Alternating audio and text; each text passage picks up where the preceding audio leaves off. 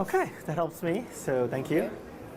Well, my first question is, please can you introduce yourself to say to people what did you at Sure. Hearthstone, and what is your job? Do you want me to talk to you or should I talk to the camera? To him. Okay. Yeah, I'm Yong Woo. I'm senior producer in Hearthstone. I've been with the team for about 2 years. I've been with Blizzard for about 5. Okay. What were your previous projects? I've worked on shipping StarCraft 2 Wings of Liberty, and I also worked on Diablo 3. Okay. So, Yeah, I would start with Curse of Naxxramas at the beginning. I'm pretty excited and also amazed. You did a really good job. Thank you so much. So my first question is, fans are very excited because they are able to see something of WoW again in Hearthstone. So do you plan to implement more WoW in Hearthstone? Will we be able to relive World of Warcraft in Hearthstone in future more? Yeah, I mean, there's so many, like, the World of Warcraft is so rich and there's so much lore there. Yes. I think there's a lot of places we still want to visit. So definitely expect us to do more cool expansions like Naxxramas, where you can visit a location you're familiar with and enjoy it in a new kind of whimsical and charming way. But you know, for us, a lot of it is like this whole thing is a learning experience. So with Naxxramas, we really wanted to kind of push the envelope for what's possible with collectible card game. You know, traditionally, a traditional way of making content for expansion has been kind of releasing a set of card packs and then releasing more card packs and kind of doing that in cycles. With Naxxramas, we wanted to try something new. Like, what does it mean when you're a digital collectible card game and you're not constrained by physical reality? So that's why we kind of decided to make a journey to Naxxramas. We have 39 single-player missions and 30 new cards. We split it into kind of a 5-week set of wings, just like Nax was, and then we've been splitting apart over 5 weeks. And that's not something that would have been possible if we were a physical collectible card game. So, you know, that's been really exciting. You know, the player reception's been really great, and we're learning a lot about what players enjoy doing. But, you know, I think we also want to explore what it's like to for players to release a card pack. So our next expansion is going to be a set of new card packs. So you mentioned the cards. Many fans are a little bit confused because we saw cards at the bosses which aren't implemented for the players. Okay. Are there any reasons? Are you scared you might destroy the meta, the balance, or? So what was important for us to do with the bosses is to, you know, do things that were not possible before. Sometimes bend the rules, sometimes break the rules. And that's when it's really interesting, right? Like, especially if you play the really hard heroic bosses, they push you to the limit and they do things that feel impossible when you first encounter it.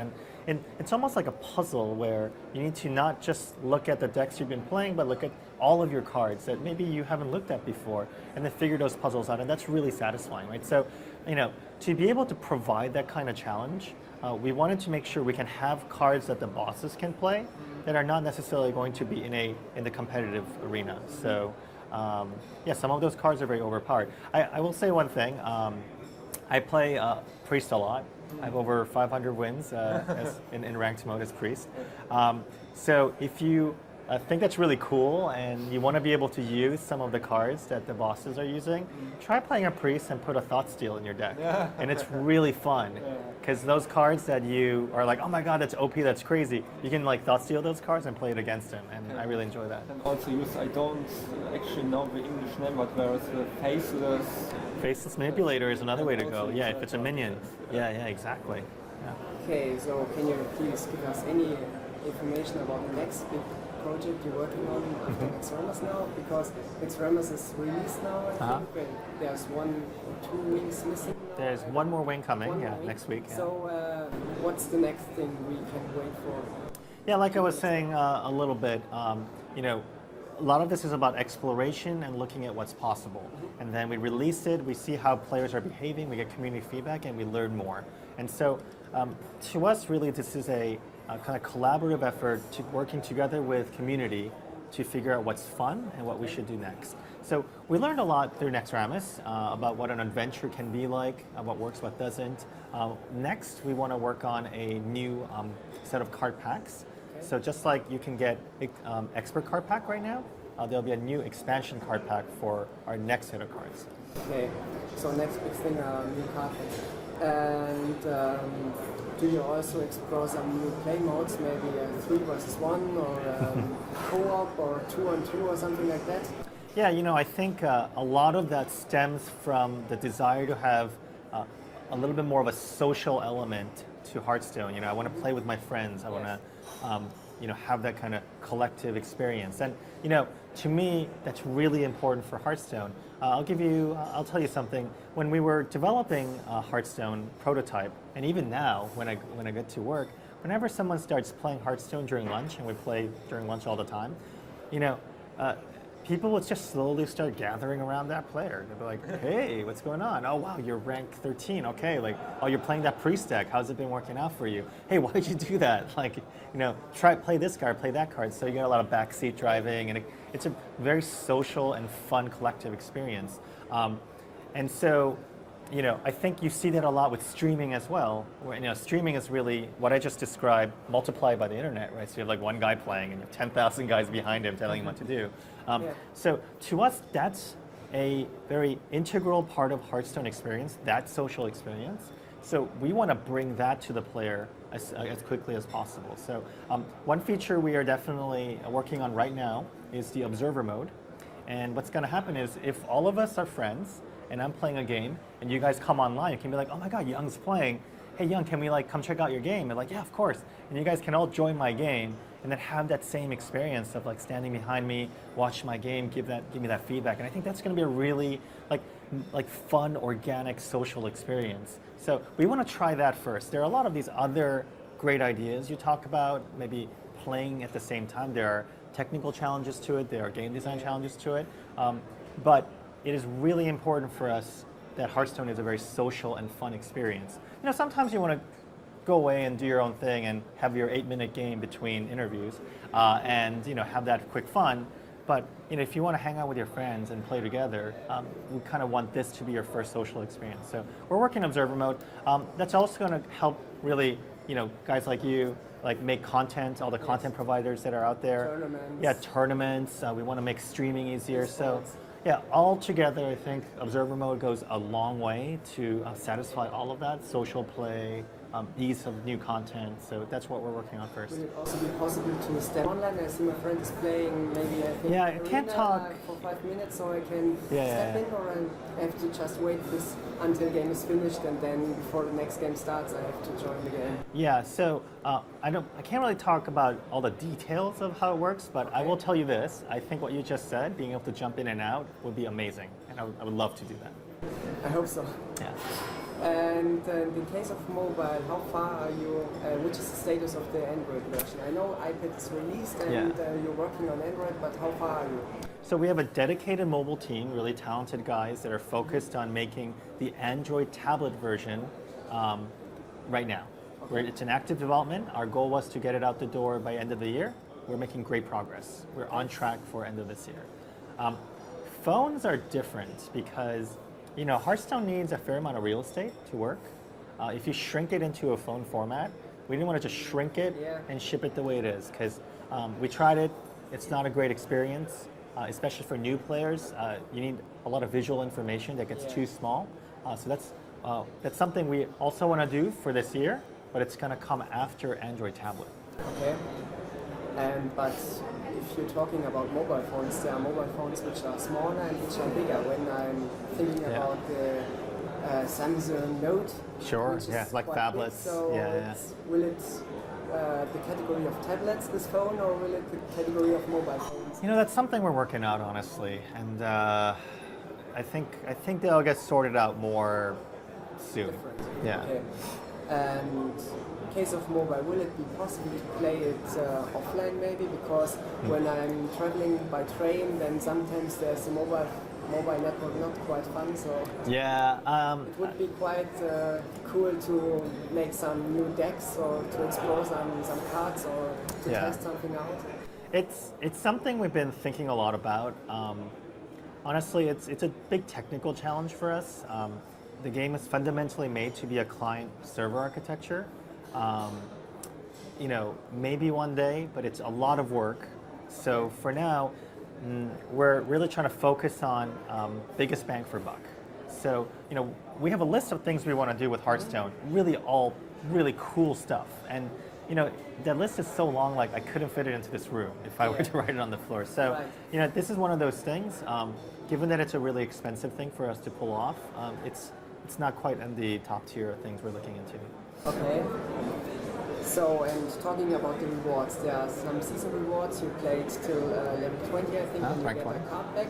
And will it be possible to buy old card backs maybe in a year in the in-game store? Because maybe I think, well, I didn't play Hearthstone this time, but I find this card back so nice. I would pay, I don't know, €5 or something like that. Don't know. That's your thing. Yeah. But will it possible to do something like that, or?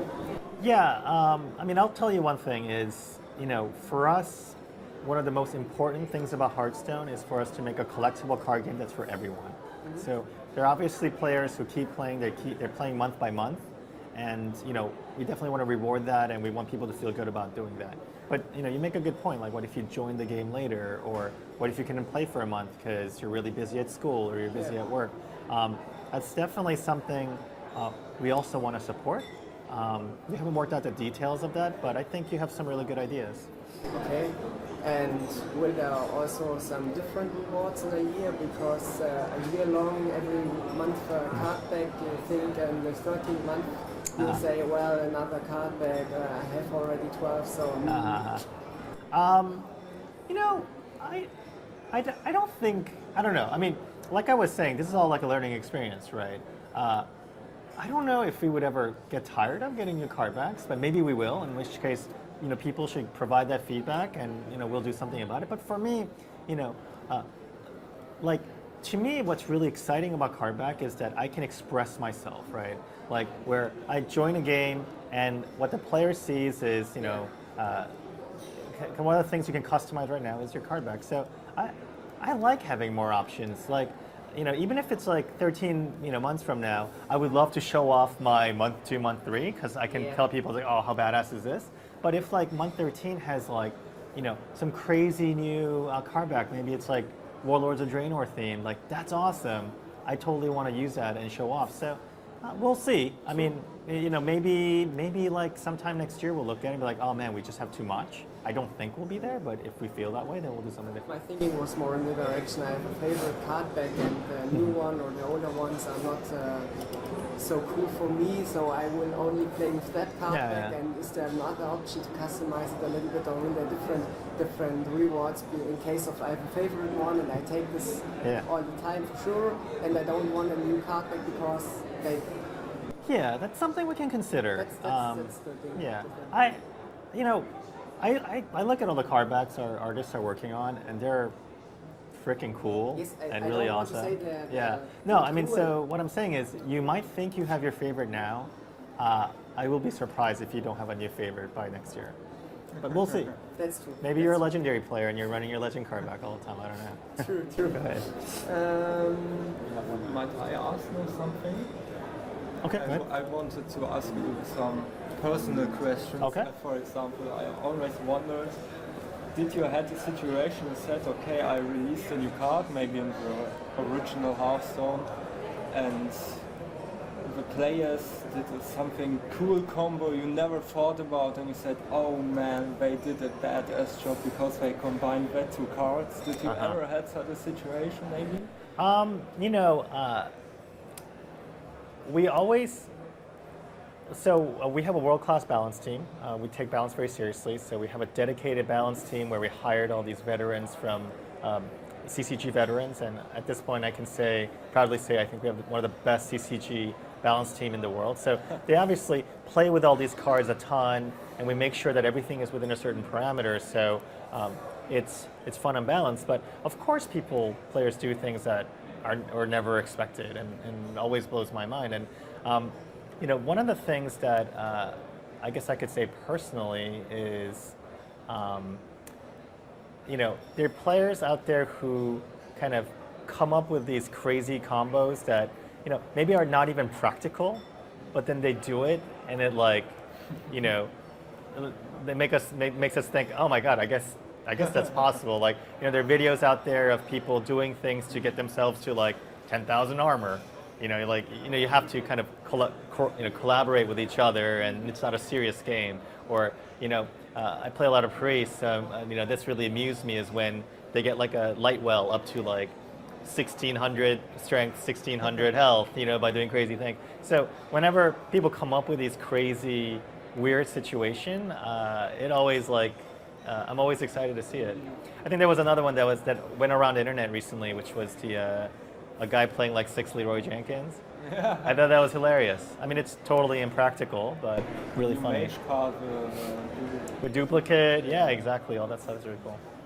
pretty exciting because I guess with Naxxramas implemented some new effects who weren't implemented in the original game. For Yes. example, Thaddeus, you only can summon him with Yeah, the Thaddeus star is really cool. Yeah. And do you plan to implement some more crazy effects maybe? Of like- course, yeah. We always want to push the envelopes. It's pretty exciting because you break the limits of the origin and make yes. Sorry, I'm a little bit. No, it's cool. No, I'm. You know, time flies when I talk about Hearthstone. Like, I can't believe we're already out of time.